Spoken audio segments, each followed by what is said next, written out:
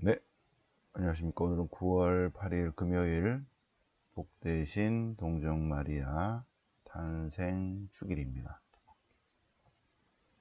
성모성탄 주일입니다. 그래서 독서와 복음이 주일이어서 독서는 미카서, 시편은 시편 13편, 복음은 마태복음 1장. 자, 그래서 미카서 성모님에 관한 성경 구절이 그렇게 많지 않기 때문에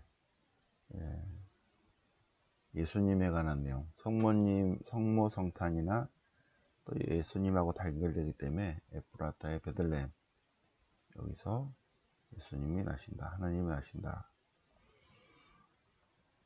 그런 내용이고, 마태복음 1장도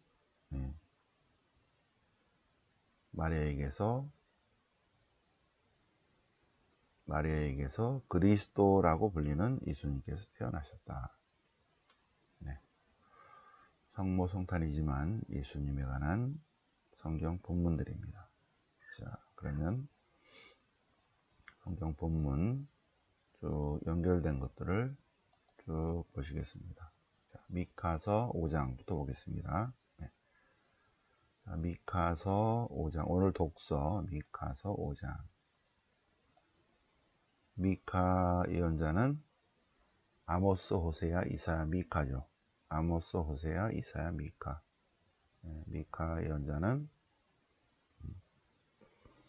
아모스 760, 호세야 750, 이사야, 아모스, 호세야, 이사야 740, 미카 730, 760, 750, 740, 730입니다. 그래서 이사야 예언자는 740부터 700년까지 40년간 예언하시고, 미카 예언자는 730, 남유다에서 예언한 예언자, 거기에서 미카서 5장에 에프라타의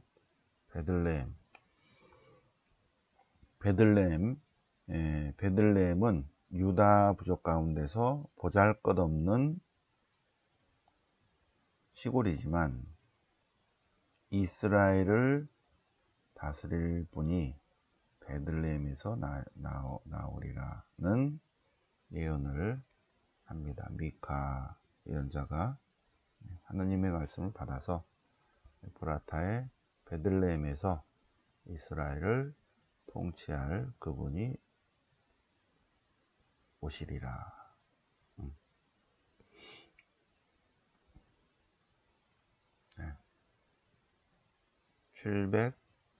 730입니다. 730. 자, 그런데 마태복음 2장을 보면 동방박사들이 방문합니다. 동방박사들은 동방에서 온 부족장들, 도시국가의 왕들입니다. 동방박사. 왜 박사라고 하냐면 별 박사이기 때문에 박사예요. 동방박사는 동방에서 페르시아 쪽에서 온 작은 부족국가, 도시국가의 왕들입니다. 왕들. 그래서 그들은 하늘의 별을 보면서 기후가 어떨지 점을 치고, 제일 중요한 것은 비가 어떻게 내리는지, 또 가뭄이 드는지 풍년이 드는지 축적된 점성술, 왕이면서 제사 지내는 제사장이죠. 그래서 동방 별박사들입니다. 자, 예수님께서 헤로데 임금 때 유다 베들레헴에서 태어나셨는데, 그때 동방에서 부족장들이, 왕들이, 페르시아의 도시국가의 왕들이, 점성술 박사들이 예루살렘에 와서 유다인의 임금으로 나신 분이 어디 계신가를 물어요. 우리는 동방에서 그분의 별을 보고 그분께 경배드리러 왔다. 왜? 별을 보고 계속 점성술 예언을 그들의 이제 축적된 경험들이죠. 그런데 사실은 비 내리는 것에 대한 하늘의 별을 연구를 했는데, 그러다가 온 우주를 다스릴 왕이 오시리라는 그러한 메시지를 점성술로 받은 거죠. 그래서 그들은 비록 점성술 박사지만 그래도 우주의 왕이 오셨기 때문에 인사드리러 왔다, 그 얘기입니다. 그들이 유다인의 임금으로 나신다는 거예요. 유다인의 임금으로 오신 그분이 온 우주의 왕이시다. 우리는 동방에서 그분의 별을 보고 그분께 경배드리러, 인사드리러 왔다. 그러자 유다인의 임금으로 태어나신 분이 어디 있냐니까, 유다 임금이었던 헤로데 대왕, 헤로데 마이너스 4년에 죽은 헤로데 대왕이, 아니 내가 왕인데 무슨 유다인의 왕이 났나? 그러면서 학자들을 불러 모아놓고 메시아가 태어날 곳, 장소가 어딘지 물어보니까 그들이 쭉 보고 이 미카서 5장을 발견한 거죠. 딱 여기 미카서 5장 1절 유다 베들레헴으로 나옵니다. 그래서 그들이 유다 베들레헴으로 얘기하죠. 유다 베들레헴. 그래서 미카서 5장에 유다 베들레헴아, 너는 유다 고을 가운데 결코 작은 골이 아니다. 베들레헴에서 통치자가 나와 이스라엘과 온 세상을 다스리시리라. 그래서 헤로데 대왕은 그들을 베들레헴으로 가보라, 가서 잘 찾아보시고 찾거든 경배드리고 나한테 알려주시오. 나도 가서 경배하겠소. 말로만 그렇고 가서 죽여버리게. 그들은 임금의 말을 듣고 길을 떠나다가 아기가 있는 곳 위에 이르러 멈췄다. 베들레헴의 마국간에. 그들은 그 집에 들어가 경배드렸다. 마태복음 2장 동방박사 이야기입니다. 오늘은 성모 성탄이기 때문에 시편 13편입니다. 미카사하고는 연결됐다기보다도 13편 중에서 6절만, 저는 주님의 사랑에 의지하며 제 마음 당신 구원으로 기뻐 뛰나이다. 주님의 헤세드에 의지하며 제 마음 주님의 구원으로 기뻐하나이다. 제게 은혜를 베푸셨기에 주님께 감사 찬미 찬양 노래를 부르나이다. 시편 13편이고 후렴은 이사야서 61장이에요. 그래서 이사야서 61장 어디냐면 10절. 나는 주님 안에서 크게 기뻐하고 내 영혼이 나의 하느님 안에서 즐거워하리라. 요거는 시편의 후렴으로 나오기 때문에 시편 61편 10절을 봤습니다. 기왕이 나온 김에 시편 61편 이사야서 61장 새벽에 이렇게 하다 보니까 뇌가 빨리빨리 안 돌아서 2시 반, 3시 이렇게 일어나도 눈으로 보고 이사야를 보면서 이사야라고 말을 하면서 시편이라고 얘기하는 거죠. 말은. 죄송합니다. 그러려니 하세요. 새벽이어서 뭐 신부님도 별일 없구나 이렇게 하시면 돼요. 이사야서 61장 제3 이사야서입니다. 제3 이사야서. 구원의 기쁜 소식. 주님께서 나에게 기름을 부어주시니 주님의 영이 내 위에 내리셨다. 그래서 주님께서 나를 보내시어 가난한 이들에게 기쁜 소식을 전하고 마음이 부서진 이들을 싸매 위로하고 잡혀간 이들에게 해방을 알리고 갇힌 이들을 풀어주고 주님의 은혜로운 희년을 선포하게 하셨다. 슬퍼하는 이들을 위로하게 하셨다. 그러면서 구원의 기쁜 소식을 전하며, 네, 그래서 다시 일으켜 새로 세우리라. 기쁨의 옷을 입히리라.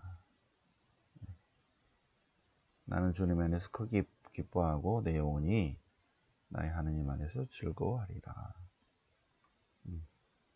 제3 이사야서 61장, 여기 후렴은 10절인데 전체를 한번, 구원의 기쁜 소식에 대해서 마이너스 538년 이후에 유배에서 귀환한 다음에 활동한 예언자가 제3 이사야입니다. 만민의 구원, 제2 이사야를 잇죠. 제2 이사야, 제2 이사야는 이스라엘의 주님은 만민의 주님이시다. 온 세상을 창조한 창조주 하느님이시다. 만민의 주님이시다. 하고 제3 이사야는 만민의 주님이신데 온 세상 만민들을 구원하신다. 더 강조한 제2 이사야의 신학을 더 강조한, 또 확고하게 구원관을 더 넓힌 그러한 예언자, 제3 이사야 예언자 61장 구원의 기쁜 소식, 온 세상 만민을 구원하신다. 이스라엘은 물론 구원하고 그 내용입니다. 그죠? 모든 민족들 앞에, 모든 민족이라는 모든 민족, 만민의 구원이시다. 만민을 구원하신다. 오늘 복음은 마태복음 1장. 성모성탄이지만 마태복음 1장을 공부해보면 마태복음 1장, 마태복음 사가가 예수 그리스도의 족보를 정확히 맞진 않아요. 맞지 않고 신학적 의도를 가지고 예수님의 족보를 맨 앞에 놨습니다. 물론 루카복음 3장에도 족보가 있지만 마태복음 사가는 신학적 의도를 가지고 예수님의 족보, 아브라함, 이삭, 야곱, 유다 쭉 나오면서 신학적 의도가 있는데, 원래 족보는 사람 이름만 나오는 거예요. 사람 이름. 다시 말해서 남자 이름만 나와야 된다. 그런데 마태복음사가는 사람이 아닌 이름이 나오는 거 있죠. 그게 여자들의 이름이에요. 예수님 당시의 여자는 사람의 조금 더 아래급인 거 있죠. 사람보다 조금 아래급. 사람 취급을 받지 못했어요. 사람. 예수님 당시에 사람이라 하면 제물을 드리는데, 주님께 제물은 남자만 드리는 거예요. 어린애도 안 돼, 여자도 안 돼, 환자도 안 돼, 장애우도 안 돼, 안 되는 거예요. 13세 이상의 이스라엘의 남자만 제단의 제물을 바칠 수 있습니다. 정상적인 건강한 사람만. 여자는 안 돼. 사람이 아닙니다. 낙타보다 조금 아래급이라고 그랬죠. 그런데 마태복음 사가는 여기에 여자 이름을 5명을 넣었어요. 여자 이름을. 그래서 신학적 의도가 있습니다. 유다는 타마르라는 단어가 나옵니다. 유다는 타마르에게서 페레츠와 제라를 낳고, 타마르는 유다의 며느리예요. 며느리. 5절 살모는 라합에게서 보아즈를 낳고, 라합 예리코의 창녀죠. 보아즈는 룻에게서 오벳을 낳고, 룻이라는 단어가 나옵니다.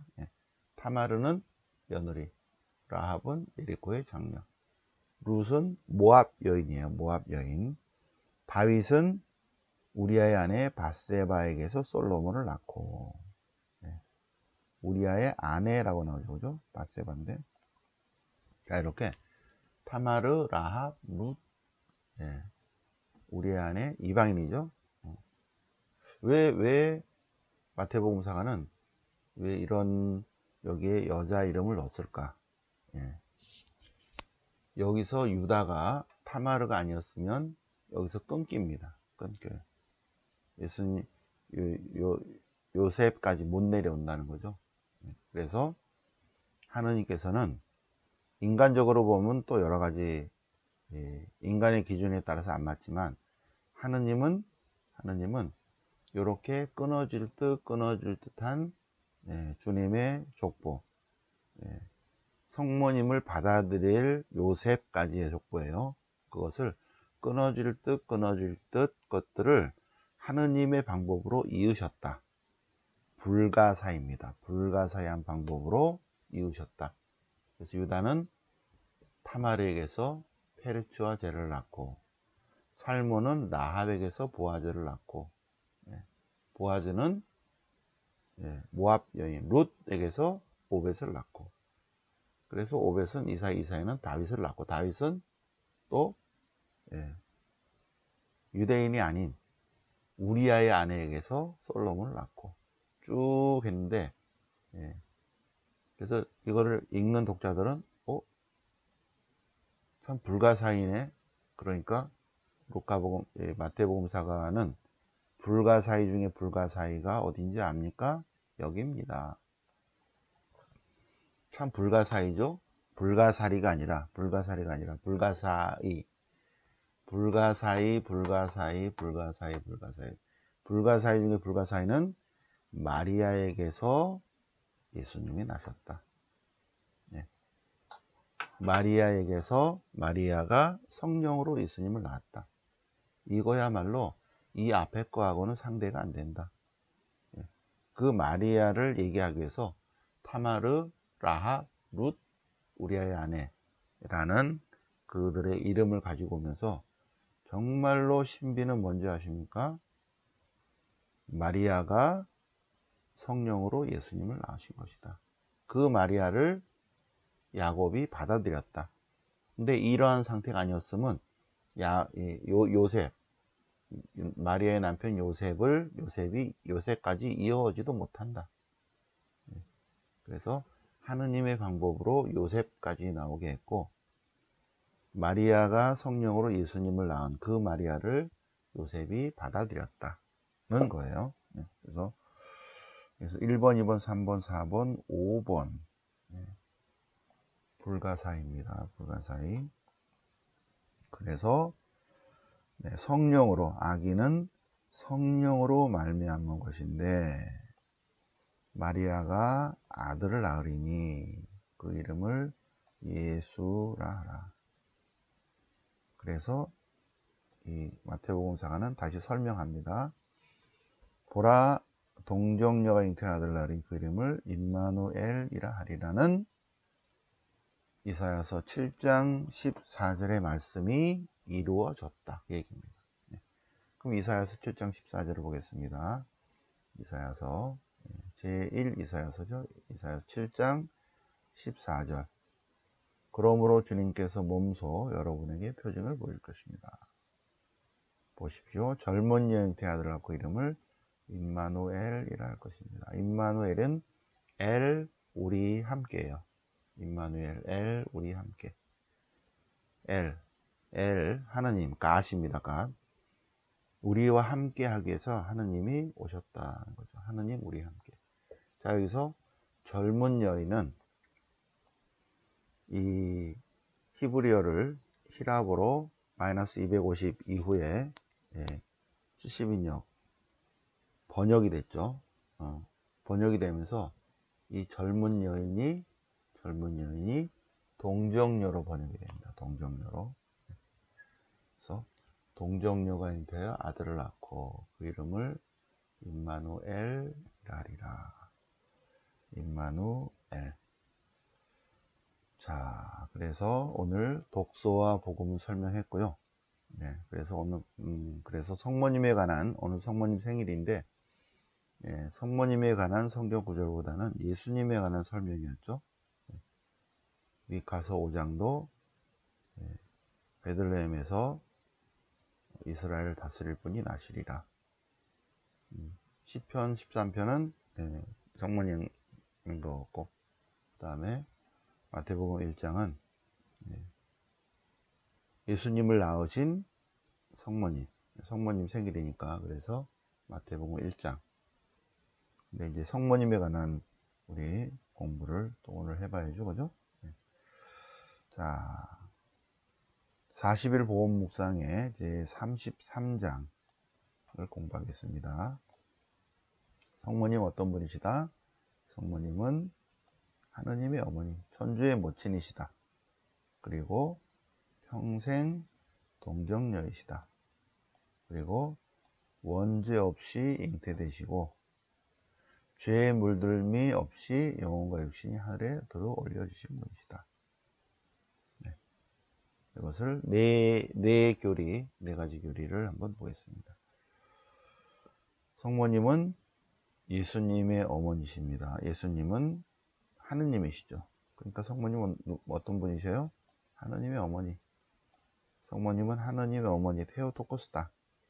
성모님은 하느님을 낳으신 자, 하느님의 어머니 테오토코스.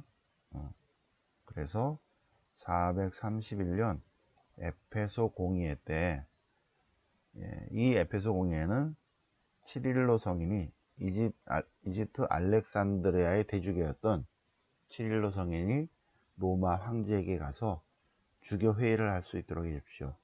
그래서 황제가 허락해서 430년의 허락을 받아서, 그래서 430년부터 연락을 쭉 했어요. 연락을 쭉 했는데 연락을 받은 아우스틴 성인이 430년에 돌아가셨어요. 그런데 회의는 431년 6월 22일 날 시작이거든요. 431년 6월 22일. 그래서 이제 치릴로 성인이 이 회의를 에페소에서 합니다. 한 근본적인 목적은 네스토리오스 때문에 그래요. 네스토리오스가 계속 지금 이스탄불 옛날은 콘스탄티노플입니다. 지금 현재 터키 이스탄불, 거기에 대주교예요. 이 사람이 가톨릭 대주교예요. 이 사람이 계속 강론해 성모님을 하느님의 어머니를 할 수 없다고 자꾸 한 게 치릴로 성인의 귀에까지 들린 거 있죠. 근데 치릴로 성인은 성모 신심이 굉장히 강하신 분이야. 그래서 요놈을 손 좀 봐야겠다.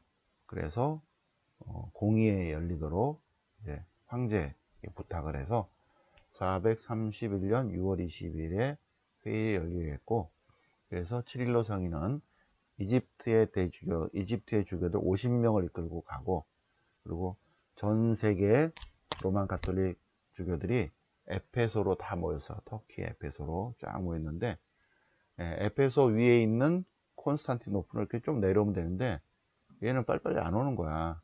그러니까 6월 22일이 됐는데도 다 모였는데 얘만 안 온 거 있죠. 그래서 어떻게 할까요? 얘를 기다릴까요? 그냥 할까요? 그러니까 치릴로 성인이 그냥 합시다. 그래서 431년 6월 20일에 회의가 열려요. 회의 열리는 포인트는 예수님의 신성과 인성에 대한 것입니다. 그래서 다 모여서 예수님은 어떤 분이신가? 예수님은 참 하느님이시며 참 인간이다는 것을 확정지었어요. 그것이 아니다고 한 사람은 이단이다. 그러니까 치릴로 성인이, 자, 전 세계 주교님들 다 모이셨죠? 예수님은 어떤 분이십니까? 예수님은 참 하느님이시며 동시에 참 인간이십니다. 아, 그렇죠. 그러면 성모님을 뭐라고 불러야 돼요? 그러니까 전 세계 주교들이, 이건 하느님의 어머니시죠. 맞죠? 그럼 하느님의 어머니라고 안 하는 놈을 뭐라고 불러야 돼요? 이단이죠. 그러니까 네스토리오스는 오는 도중에 이단이 됐어요. 도착해 보니까 이단이 됐거든. 그래갖고 막 딜이 싸우고 난리가 났었어요. 그래서 서로 막 뭐 고소하고 고발하고 그랬습니다. 어쨌든 431년 에페소 공의회 때 테오토코스를 결정한 건 아니지만 431년 에페소 공의회는 예수님의 신성과 인성을 확정지는 공의회였어요. 니케아 공의회, 콘스탄티노플 공의회, 세 번째 공의회가 431년입니다. 325, 381, 431입니다. 자, 그래서 어쨌든 신성과 인성을 확정지은 공의회 때 성모님을 테오토코스라고 말할 수 있다는 그러한 논의가 벌써 시작이 됐어요. 확정짓는 것은 아니었고 431년부터 공적으로 논의되었다. 두 번째, 평생 동정이라는 이 단어는 신학적 단어입니다. 신학적 단어. 성모님은 평생 동정녀이시다. 것은 성모님이 예수님을 낳을 때 아무런 인간적 개입이 없다, 그 얘기예요. 인간적인 개입이 없이 성모님은 하느님의 능력으로 하느님을 낳으셨다. 성령의 도우심으로 하느님을 낳으셨다. 그런 거를 평생동정입니다. 평생동정. 예수님은 성모님을 낳기 전에도 동정녀시고 낳는 중간에도 동정녀시고 낳으신 후에도 동정녀이시다. 이거를 다 합쳐서 평생동정. 전혀 인간적 개입이 없으셨다는 것입니다. 어렵죠, 그죠? 431년 에베소 공의회 때 분명히 이런 것도 논의가 됐습니다. 예수님은 하느님만이 아버지시다. 원죄형린 잉태는 되게 어려워요. 이거는 원죄형린 잉태는 안나 성녀가 성모님을 잉태할 때 하느님이 죄에 물들지 않게 보호하셨다는 것인데, 이것은 신앙으로만 쭉 내려오는 것이지 증명이 안 되는 건데, 그런데 은혜롭게도 1830년에 카타리나 라브레 예비수녀님에게 성모님이 나타나셔서 7월 18일에 나타나셔서 11월 27일에 나는 원죄 없는 잉태다, 이거를 가르쳐 준 거 있죠. 그래서 1830년 걸렸습니다. 원죄 없는 잉태는 초대교회부터 성모님은 원죄 없이 잉태이셨을 거라고 추측은 했어요. 근데 증명은 안 되는데 1830년에 증명이 되었다. 그거를 54년에 비오 9세 교황님께서 미들교리로 발표하셨고, 성모님이 한 번 더 나타나신 게 루르드다. 그리고 또 한 번 나타난 게 파티마. 1858년 루르드에서 성모님이 다시 한번 원죄 없는 잉태, 1917년 파티마에서는 원죄 없는 잉태를 조금 다른 표현으로 티 없는 성모 성심, 원죄 물들미 없이 전혀 지극히 깨끗하신 성모 성심, 티 없으신 성심, 티 없는 성심, 이렇게 했죠, 성모님이. 그래서 이거는 하늘에서 내려준 신비고, 그 다음에 1950년에 대희년 때 비오 12세 교황님께서 성모 성천 교리를 미들거리로 발표하셨는데, 8월 15일은 성모님이 돌아가신 날입니다. 9월 8일은 성모님 생일, 8월 15일은 성모님이 영원히 잠드신 날, 영면 축일인데 8월 15일 성모님이 하늘나라에 올라가신 날이죠. 그래서 성모님의 영면, 영원히 잠드신 그 날이 이제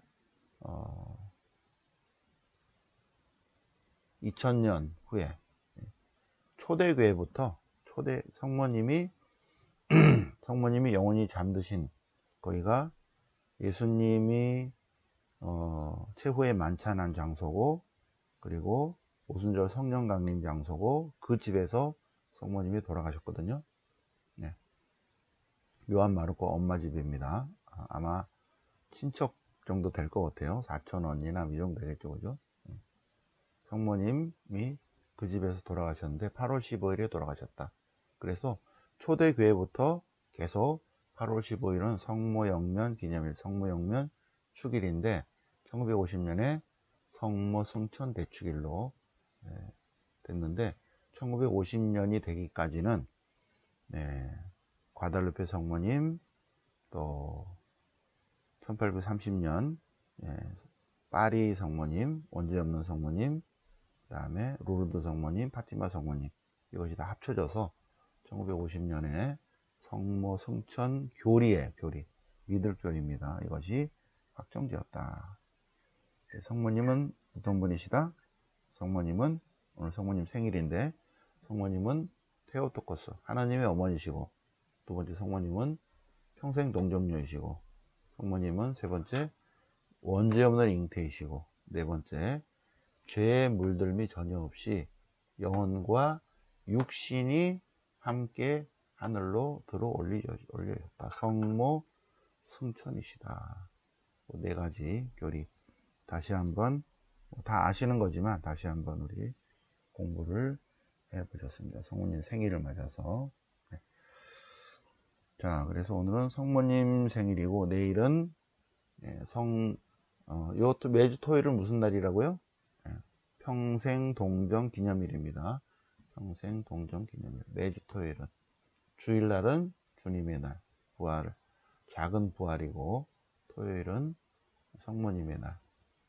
두 번째 토요일은, 첫 번째 토요일은 가정성화, 두 번째 토요일은 병자들을 위한 묵주기도와 미사, 세 번째 토요일은 부모님을 위한 미사, 네 번째 토요일은 세상을 떠나신 분들을 위한 미사, 다섯 번째가 혹시 있다면 우리 자신의 성화, 개인의 성화 하겠습니다. 그래서 내일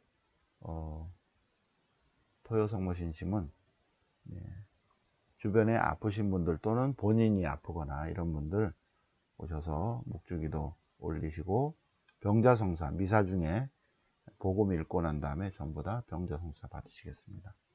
병자성사의 지향을 가지고 오셔도 돼요. 오시면 되십니다. 네.